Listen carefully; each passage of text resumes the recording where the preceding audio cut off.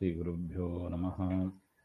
कान्ताय कल्याणगुणैकधाम्ने नवद्युनाथप्रतिमप्रभाय नारायणायाखिलकारणाय श्रीप्राणनाथाय नमस्करोमि. ಶ್ರೀಮತ್ಸಮುದ್ರವಿಜಯ ಸಪ್ತಮ ಸರ್ಗದಲ್ಲಿ 43ನೇ ಶ್ಲೋಕ.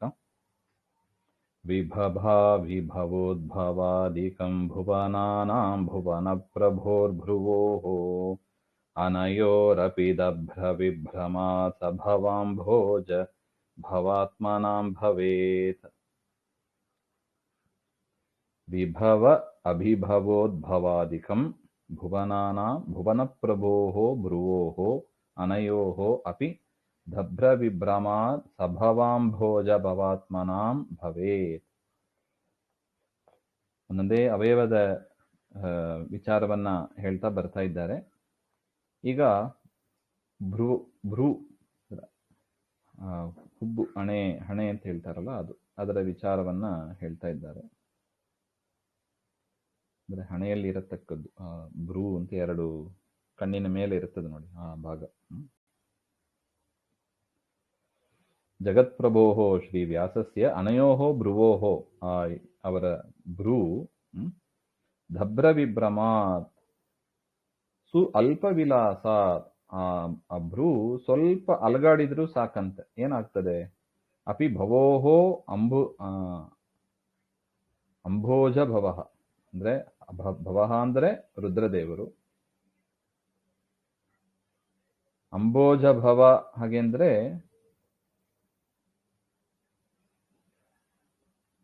ಚತುರ್ಮುಖ ಬ್ರಹ್ಮದೇವರು. ಭವ ಅಂಬೋಜ ಭವಾತ್ಮನಾಂ ತೌ ಆತ್ಮನೌ ಸ್ವಾಮಿನೌ, ಅವರಿಗೆ ಸ್ವಾಮಿಯಾಗಿರತಕ್ಕ ತಾಭ್ಯಾಂ ಸಹಿತಾನಿ ಸಭವಾಂಭೋಜ ಭವಾತ್ಮಾನಿ ತೇಷಾಂ ಭುವನಾನಾಂ, ಅವರ ಜಗತ್ತು ಬ್ರಹ್ಮದೇವರು ರುದ್ರದೇವರು ಮತ್ತು ಅವರಿಬ್ಬರನ್ನು ಸ್ವಾಮಿಯಾಗಿ ಇಟ್ಟುಕೊಂಡಿರತಕ್ಕ ಅನೇಕ ದೇವತೆಗಳು ಮತ್ತು ಅವರ ಲೋಕಗಳು, ಅದು ಎಲ್ಲವೂ ಕೂಡ ವಿಭವ ಅಂದ್ರೆ ಐಶ್ವರ್ಯ, ಅಭಿಭವ ಅಂದ್ರೆ ಸಂಹಾರ, ಐಶ್ವರ್ಯವನ್ನ ಪಡೆಯುವುದಾಗಲಿ ಸಂಹಾರ ಆಗಲಿ ಉದ್ಭವ ಉತ್ಪತ್ತಿ ಆಗಲಿ, ತೇ ಆದಯ ನಿಯಮನಾದೇಹೇ ತಾದೃಶಂ. ಪರಮಾತ್ಮನ ಒಂದು ಭ್ರೂ ವಿಲಾಸದಿಂದ ಏನಾಗುತ್ತದೆ, ಅವರಿಗೆ ಐಶ್ವರ್ಯಾದಿಗಳು ಬರುತ್ತದೆ, ಜಗತ್ತಿನ ಸೃಷ್ಟಿಯಾದಿಗಳು ಆಗುತ್ತದೆ, ಸಂಹಾರಾದಿಗಳು ಆಗುತ್ತದೆ, ಎಲ್ಲವೂ ಆಗುತ್ತದೆ. ಆ ಭ್ರೂವಿಗೆ ಅಷ್ಟು ಭ್ರೂ ವಿಲಾಸಕ್ಕೆ ಅಷ್ಟು ಸಾಮರ್ಥ್ಯ ಇದೆ ಅಂತ ಹೇಳ್ತಾರೆ. ಭ್ರೂ ಚಲನೇನೈವ ಸರ್ವ ಸೃಷ್ಟಿಯಾದಿಕಂ ಭವತಿ, ಆ ಭ್ರೂ ವಿಲಾಸದಿಂದಲೇ ಸೃಷ್ಟಿಯಾದಿ ಎಲ್ಲವನ್ನು ಕೂಡ ಪರಮಾತ್ಮ ಮಾಡಿಬಿಡ್ತಾನೆ. ಇತ್ಯುಕ್ತಿಯ ಸೃಷ್ಟಿಯಾದವು ಆಯಾಸಃ ನಾಸ್ತಿ, ಪರಮಾತ್ಮನಿಗೆ ಈ ಜಗತ್ತಿನ ಸೃಷ್ಟಿಯಾದಿ ವ್ಯಾಪಾರಗಳಲ್ಲಿ ಯಾವ ಆಯಾಸವೂ ಇರೋದಿಲ್ಲ ಅಂತ ಅರ್ಥ ನೋಡಿ. ಭ್ರೂ ವಿಲಾಸ ಮಾಡೋದಕ್ಕೆ ನಾವು ಎಷ್ಟು ಪ್ರಯತ್ನ ಪಡ್ತೀವಿ, ಸುಮ್ಮನೆ ಹಿಂಗೆ ಮಾಡಿದ್ರೆ ಭ್ರೂ ವಿಲಾಸ ಅಂದ್ರೆ ಆ ಹುಬ್ಬು ಕಟ್ಟೋದು ಇತ್ಯಾದಿಗಳು ಆಗುತ್ತದೆ. ಅದು ಎಷ್ಟು ಅನಾಯಾಸವಾಗಿ ಮಾಡಿಬಿಡ್ತೀವಿ. ಅದೇ ತರ ಈ ಜಗತ್ತಿನ ಸೃಷ್ಟಿ ಸ್ಥಿತಿ ಸಂಹಾರ ಎಲ್ಲವೂ ಕೂಡ ಪರಮಾತ್ಮನಿಗೆ ಆ ಭ್ರೂ ವಿಲಾಸ ಮಾಡಿದಂಗೆ ಎಷ್ಟು ಅಂದ್ರೆ ಅನಾಯಾಸ ಅಂತ ಅರ್ಥ. ಅಂತ ಭ್ರೂವನ್ನ ಚಿಂತನೆ ಮಾಡಿದರು ಆಚಾರ್ಯರು ಅಂತ ವೇದವ್ಯಾಸರ ಭ್ರೂವಿನ ವಿಶೇಷ ಇದೆ. ತ್ರಿಜಗತ್ತಿಲಕಾಲಿಕಾಂತರೇ ತಿಲಕೋಯಂ ಪರಭಾಗಮಾಪ್ತವಾನ್ ಹರಿನೀಲಗಿರೀಂದ್ರಮಸ್ತಕ ಸ್ಫುಟಶೋನೋಪಲಪಂಕ್ತಿ ಸನ್ನಿಭಃ. ತ್ರಿಜಗತ್ತಿಲಕಾಲಿಕಾಂತರೇ ತಿಲಕಃ ಅಯಂ ಪರಭಾಗಂ ಆಪ್ತವಾನ್ ಹರಿನೀಲಗಿರೀಂದ್ರಮಸ್ತಕ ಸ್ಫುಟಶೋನೋಪಲಪಂಕ್ತಿ ಸನ್ನಿಭಃ. ಒಂದೇ ಪದ ಅದು. ಇಲ್ಲಿ ಈ ಶ್ಲೋಕದಲ್ಲಿ ಆಚಾರ್ಯರ ಹಣೆಯಲ್ಲಿ ಇರತಕ್ಕ ತಿಲಕವನ್ನ ವರ್ಣನೆ ಮಾಡ್ತಾ ಇದ್ದಾರೆ.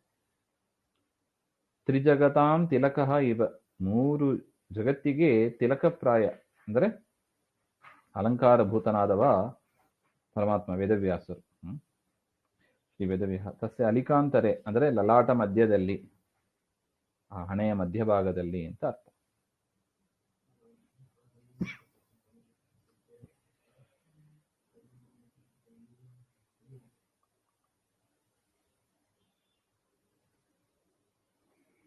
ಪರಭಾಗಃ ವರ್ಣಾಂತರ ಸಂಯೋಗೇನ ಲಭ್ಯ ಉತ್ಕರ್ಷಃ, ಅಂತ ಗುಣೋತ್ಕರ್ಷವಾದದ್ದು.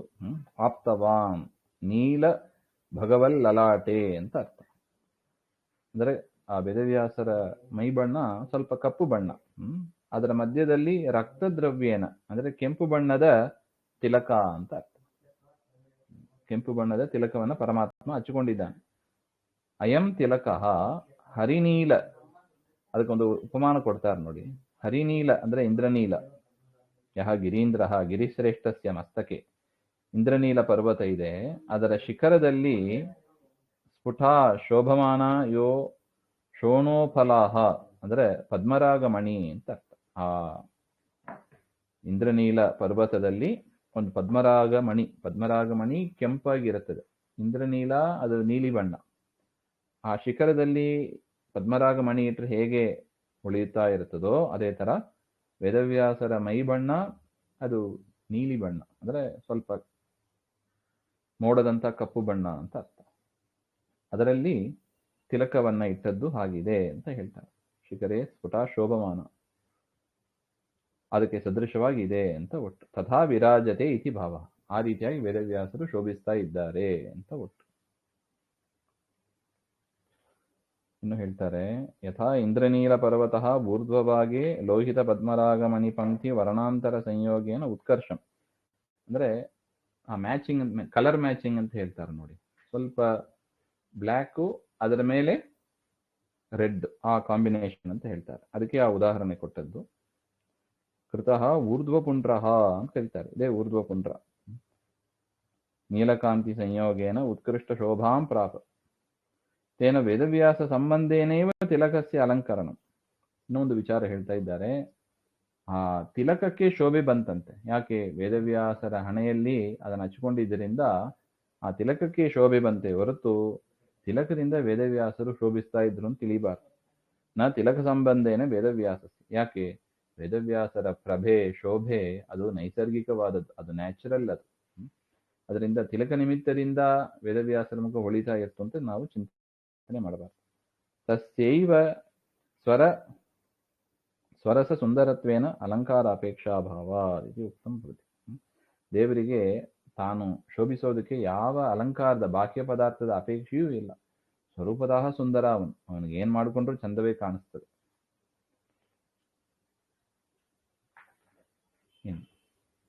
ನವಮಂಬುಧರಂ ವಿಡಂಬಯದ್ವರ ವಿದ್ಯುದ್ವಲಯಂ ಜಗದ್ಗುರೋಃ ಅವಲೋಕ್ಯ ಕೃತಾರ್ಥತಾಮಗಾಂ ಸಜಟಾಮಂಡಲ ಮಂಡನಂ ವಪುಃ. ನವಂ ಅಂಬುಧರಂ ವಿಡಂಬಯತ್ ವರವಿದ್ಯುದ್ವಲಯಂ ಜಗದ್ಗುರೋಃ ಅವಲೋಕ್ಯ ಕೃತಾರ್ಥತಾಂ ಅಗಾಂ ಸಜಟಾಮಂಡಲ ಮಂಡನಂ ವಪುಃ. ವರ ಉತ್ತಮ ವಿದ್ಯುತ್ ತಸ್ಯಾಹ ವಲಯೋಃ ಮಂಡಲಂ.